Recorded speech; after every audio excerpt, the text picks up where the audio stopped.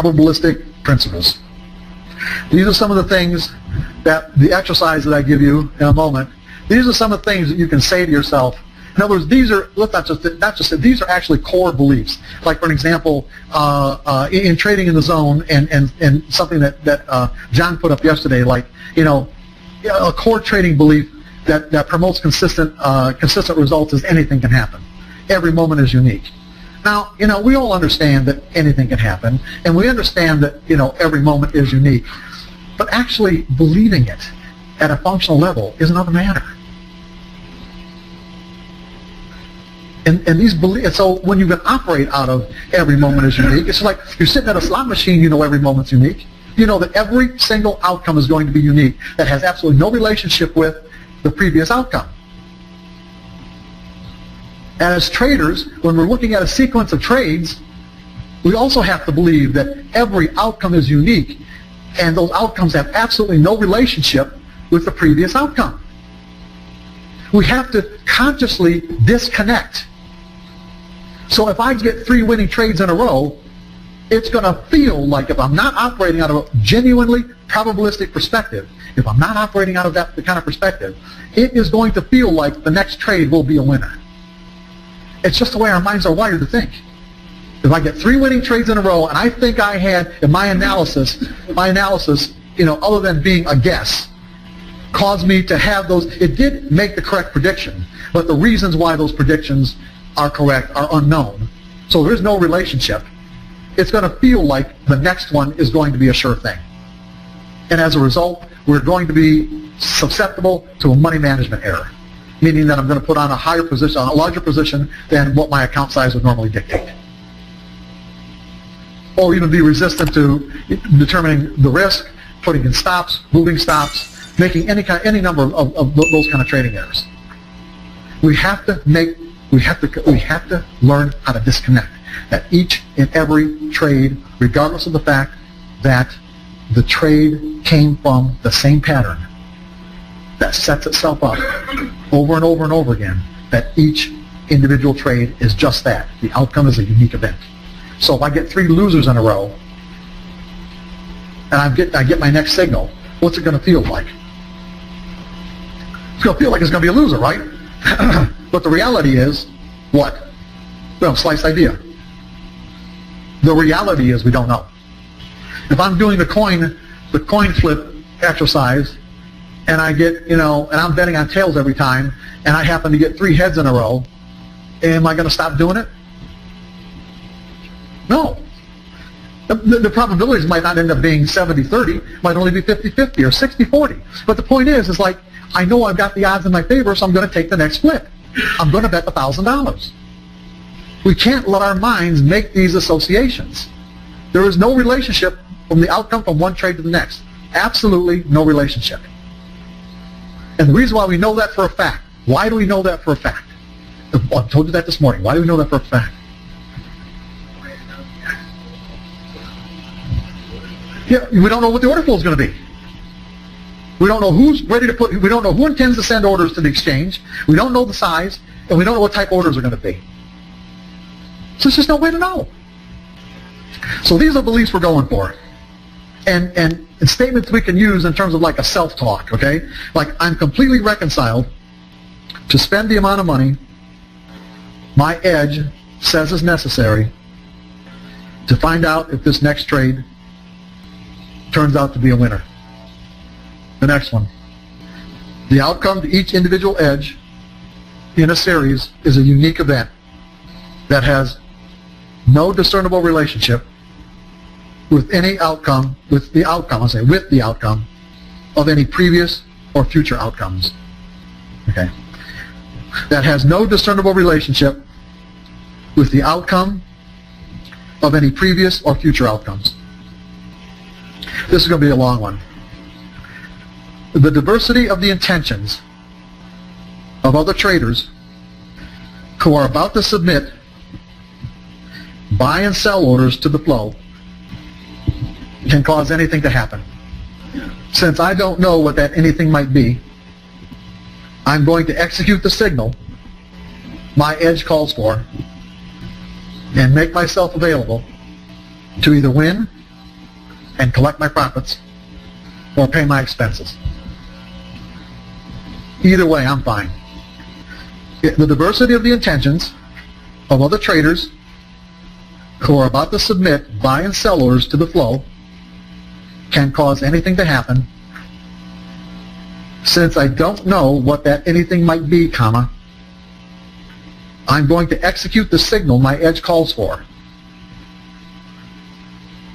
and make myself available to either win and collect my profits or pay my expenses.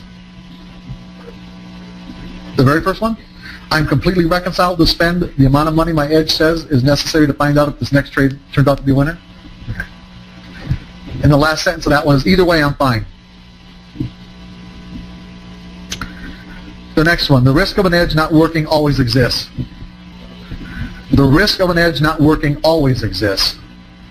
You put always in capital letters in bold.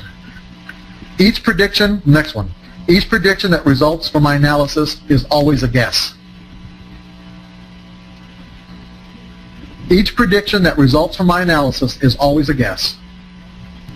The next one, capturing the favorable odds built into my edge over a series of trades. Capturing the favorable odds built into my edge over a series of trades has nothing to do with being right or wrong. Capturing the favorable odds built into my edge over a series of trades has nothing to do with being right or wrong. Now, how are we going to make those real? Go ahead. Interesting example to what you've been discussing. Twitter, today somebody just announced that they've missed their earnings instead of doing it at the end of the market. Okay, so I have a trade on, and I'm losing right now a chunk of change, but what could I do? I don't know anything. Well, why'd you put the trade on? Because of earnings? Or yeah, I mean, yeah. But I mean, my point is that something happened that was beyond my call. I was doing what intellectually I thought was a good idea. Okay. And I'm just now just got a tweet saying that they've just dropped the bomb instead of waiting till after the market. So you're not ready to buy a ticket to Rio? No. I'm yet to get myself in that situation. But I'm just saying it's just so frustrating because. But I'm listening to you, and I think I'm feeling a little better. What can I say? Good. Good. I'm glad to hear it. We got another one back there. I think what you said is just great, but the only concern is you better have a good system or a good edge.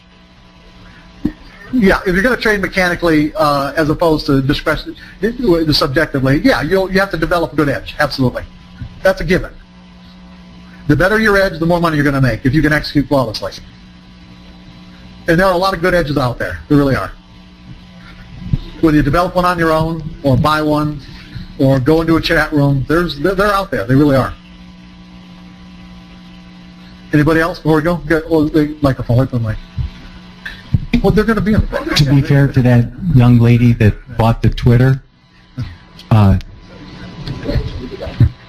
be fair to you, even though Twitter shares dropped, we don't know what's going to happen. It could go up, or it could go down, or it could, it can go up. You might have made the right trade. We'll know tomorrow. Nobody knows.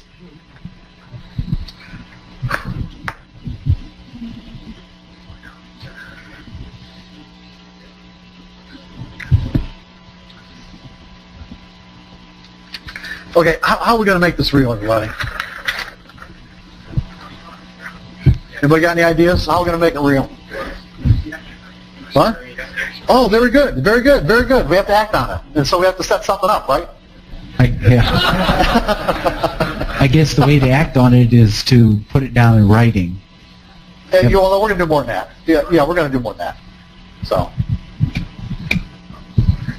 go ahead. I would think that it would be to have these posted near your trading desk and to actually go through it before you execute any trade until it becomes natural, where you don't have these other thoughts that are creeping in, you automatically think about the risk of, an edge not working always exists, for example? Yeah, the other thoughts will probably creep in no matter what. You can't stop those thoughts from creeping in. But what you can do is be aware of them and divert your thoughts to what you want to think. In other words, think thoughts that are consistent with who you want to be. Yeah. Does that make sense? Yeah. Have what? A quarter? Yeah, yeah. You mean to remind you of the probabilities? Yeah, okay, sure. Okay, I'm going to get more specific though, okay? I'm going to get real specific on how to do this. Because what we're dealing with here is we're dealing with some pretty powerful entrenched beliefs, have a lot of energy. And so basically what we're going to do is we're going to step into a process where we're going to draw the energy out of whatever beliefs are inconsistent with these other principles and ideas that I just gave you. Draw the energy out and instill energy into these words to make them real inside of us. To give you an idea what I'm talking about, it's like in Trading in the Zone, I gave an example of a very common belief that a lot of people grow up with, where they believe in Santa Claus. So as a 5-year-old, that belief, I believed in Santa Claus, and that was a very energized belief. Energized in the sense that if I was in my bedroom and somebody knocked on the front door and my mom or dad said, "Hey, Santa Claus is at the front door," those words would have tapped me into the energy of what Santa Claus meant to me, all this positive, this positively charged energy that would have compelled me to go over any obstacle to get to the front door, right? That belief that Santa Claus exists and what it meant in terms of positive, happy energy would have dictated my behavior, and it would have been very difficult to stop, if not impossible. You with me? If those doors were closed and someone knocked on the door and they peeked and they said, "Hey, Mark, Santa Claus is at the door," what am I going to do? Nothing. That's probably some weirdo or whatever. It's like, I think it'd be, it's Vegas, highly unusual, but I don't care one way or the other. Where did the energy go? Why am I not behaving in a way as I did as a 5-year-old? Well, semantics is important here. I'm not going to disagree with you, but what's that? Oh, I have more knowledge. Okay. The truth set me free. Did it? No, what I'm looking for is energy. I'm looking for energy dynamics. Beliefs exist as energy. They're intangible. Intangible in the sense that they don't, it's like out of all the things that scientists have done in terms of mapping our brains and even at the cellular or molecular or atomic level, we still haven't actually found a belief. We know they exist,